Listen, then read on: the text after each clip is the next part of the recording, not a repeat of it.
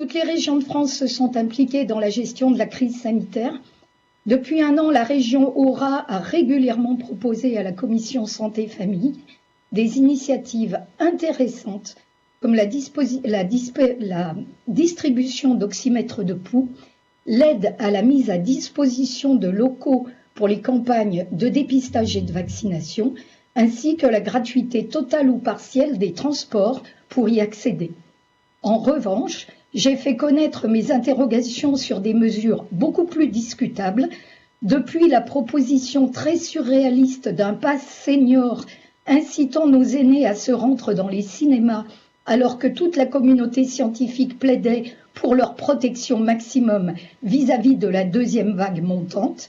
et jusqu'à la gratification des soignants libéraux venus travailler sous les tentes au somptueux logo de la région, pendant que leurs collègues se contentaient du remboursement à la nomenclature des mêmes actes, mais pratiqués à leur cabinet.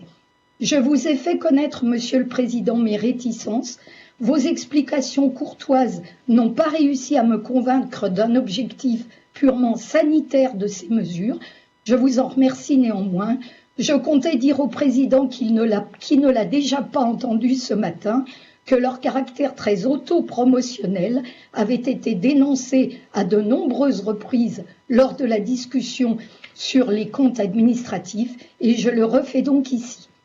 Je voulais pour finir me féliciter que notre région ait évité de se ridiculiser comme l'ont fait certaines autres en prétendant acheter des vaccins déjà négociés depuis plusieurs mois via des achats européens.